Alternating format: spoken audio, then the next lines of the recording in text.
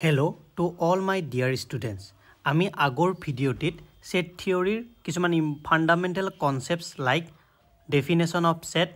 and characteristics of setৰ বিষয়ে discuss কৰিছো। তো আজিৰ ভিডিঅ'টিত আমি set theoryৰ কিছুমান important concept ডিসকাস কৰিম। তো আমাৰ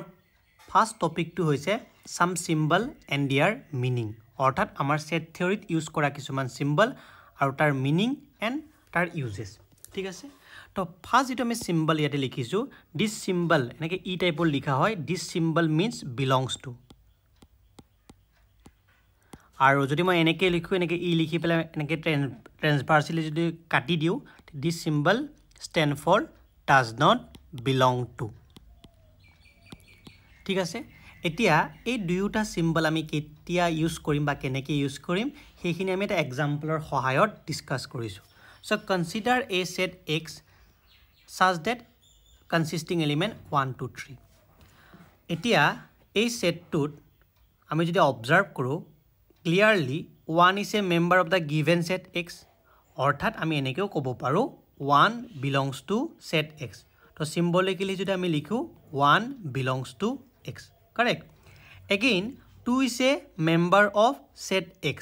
অর্থাৎ এটুক আমি এনেকেও ক'ব পাৰো 2 belongs to set x that means symbolically 2 belongs to x but 4 is not member of a given set so given set to 4 নাই so আমি ক'ব পাৰো যে 4 is not a member of given set x that means 4 does not belongs to given set x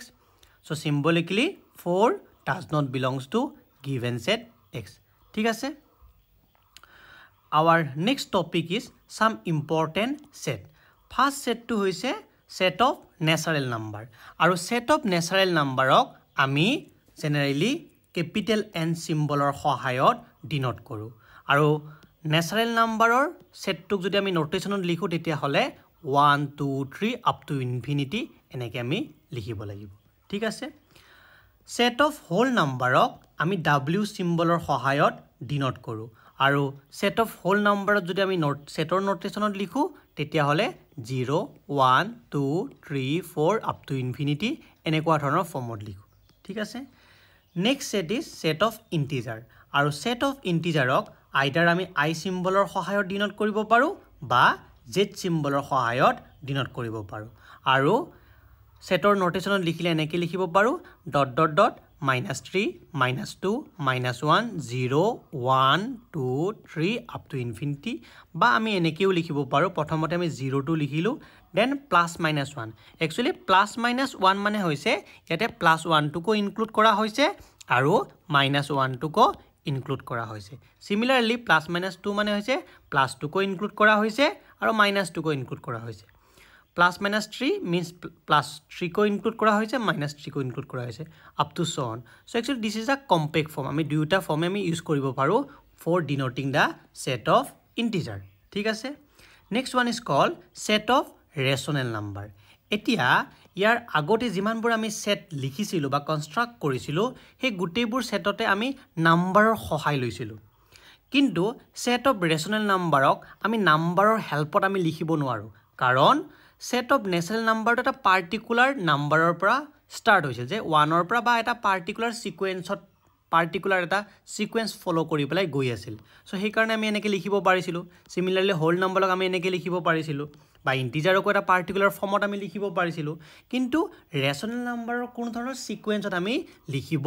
নোৱাৰো সেই কাৰণে আমি ৰেশনাল নাম্বাৰৰ ডেফিনেশনটোৱে সেটৰ নোটেশনত আমি এক্সপ্ৰেস কৰিব লাগিব আৰু আমি ৰেশনাল নাম্বাৰৰ ডেফিনেশন অলৰেডি জানো যে any number which can be written as p by q form where p is an integer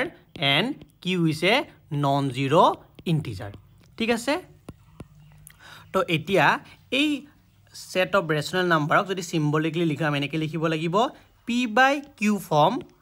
this colon symbol reads such that pq belongs to integer z and q not equal to 0 correct then set of real number ok ami capital r symbolor সহায়ত denote কৰো আৰু set of real number to হেইবোৰ element থাকিব যিবোৰ element real number ত belong কৰে ঠিক আছে Next our topic is very important topic, representation of a set. অৰ্থাৎ আমি এটা সেটক কিদৰে ৰিপ্ৰেজেন্ট কৰিব পাৰো generally a set is represented in two ways one is called roster form or tabular form second one is called set builder form এতিয়া roster formত আমি generally number বা এলফাবেটৰ সহায়তে এটা সেটক ৰিপ্ৰেজেন্ট কৰো অৰ্থাৎ আমি এনেকেও ক'ব পাৰো যদি এটা সেটক আমি নাম্বাৰ বা এলফাবেটৰ সহায়ত যদি ৰিপ্ৰেজেন্ট কৰো সেই ৰিপ্ৰেজেন্টেশনকে roster form বুলি কোৱা হয় for example A is a set consisting member A E I O U অৰ্থাৎ এই A সেটটোক আমি এলফাবেটৰ সহায়ত ৰিপ্ৰেজেন্ট কৰিছো so this representation is a roster or tabular representation correct next one is example number 2 set of natural number equal to 1 2 3 up to infinity এটা natural number set টোক আমি number সহায়ত representation কৰিছো so this representation is a roster representation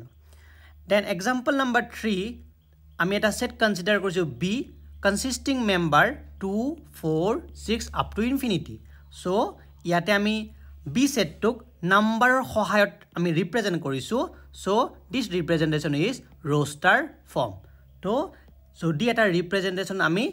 number বা alphabetor সহায় লও হেতু representationকে simply roster form বা tabular form বুলি কোৱা হয় next our form is set builder form এতিয়া set builder formত আমি generally variable like x y z ৰ সহায়ত এটা সেটক represent কৰো লগতে সেই ভেৰিয়েবলটোৱে কোনটো জেনাৰেল ৰুল বা কমন প্ৰপাৰ্টি ফলো কৰিছে হেতু আমি এটেচ কৰি দিও ঠিক আছে for example A is a set consisting element x such that x is a vowel of an English alphabet এতিয়া ইয়াতে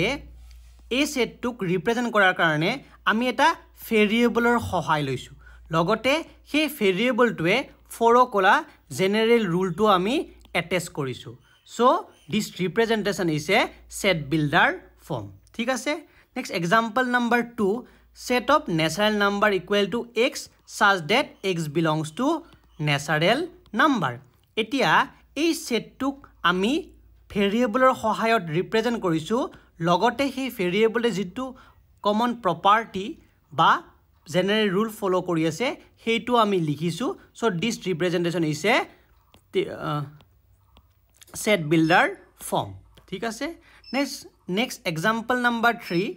B is a set consisting element x such that x equal to even number পাইটোক আমি এনেকেও লিখিব পাৰো B is a set consisting member x such that x equal to twice n and n belongs to natural number both form are equivalent ঠিক আছে এতিয়া এই ফর্মটোত আমি এটা ভেৰিয়েবলৰ সহায় লৈছো বা এই সেটটোক ৰিপ্ৰেজেন্ট কৰিবলৈ আমি এটা ভেৰিয়েবলৰ সহায় লৈছো লগতে সেই ভেৰিয়েবলটোৱে ফলো কৰা জেনাৰেল ৰুলটো আমি এটেচ কৰিছো so this representation is a set builder form ঠিক আছে so hopefully তোমালোকে এই ভিডিওটোত যিখিনি আমি কনসেপ্ট ডিসকাস কৰিলো সেই কনসেপ্টখিনি বুজি পাইছা thank you and have a nice day